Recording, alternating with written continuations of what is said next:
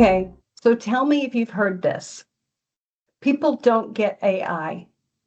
They're just not open to it. That's what a lot of leaders say about why their organization isn't using AI. That's not it. AI isn't hard. Governance is. In this video, I'm going to share with you the 3 pillars of AI governance and why your organization will lag behind in the AI era if you ignore them. So getting all of your data into one place is a great start, but it's not the finish line. Without the right behaviors and controls over time around that data, you don't get intelligence. You get alphabetized chaos. A lot of businesses, when they talk about AI readiness, they're talking about user stories or models or even vendors, but that's not where AI begins. It starts with the organizational container, a single, trusted, coherent source of truth. This is the C in scale, the scale model for enterprise readiness. The C is centralized. And I know that a lot of organizations are going through centralized exercises right now, but here's what they miss. Centralizing creates the potential for AI. Governance and stewardship protect it.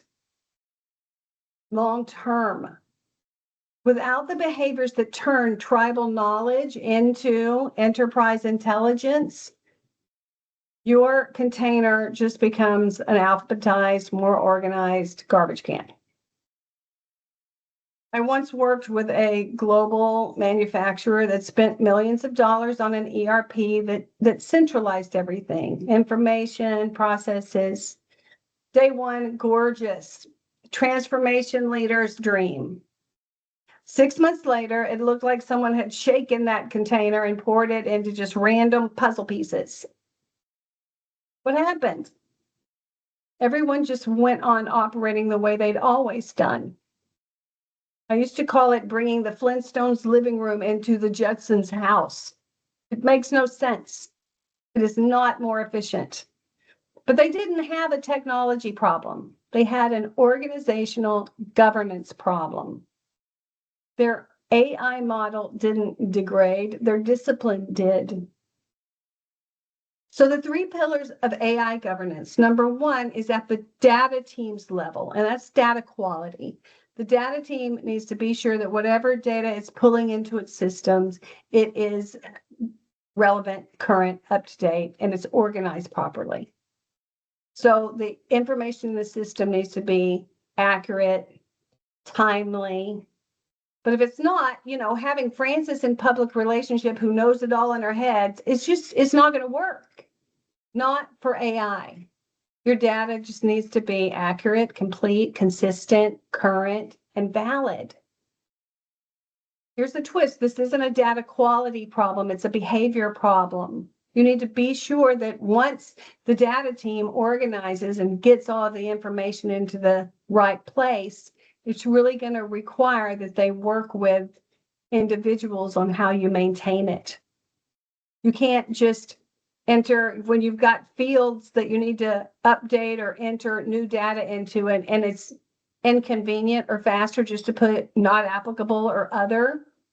You don't get valuable data. Your AI model will believe that this isn't applicable or that it's not like the others.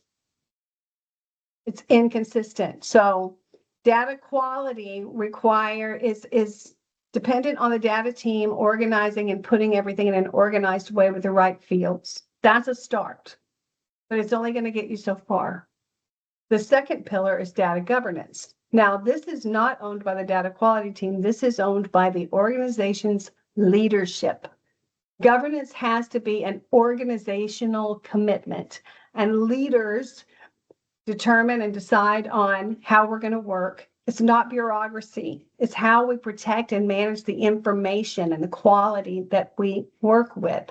It sets standards for what information we will and must capture, how we will keep that current and valid and up to date, who owns it and is responsible for it being valid and up to date and protected.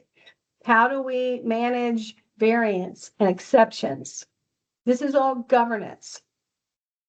If a bank uses AI for fraud detection, but it has 4 different definitions of what fraud is, AI doesn't magically harmonize those definitions. It learns all 4, and it produces conflicting recommendations and answers.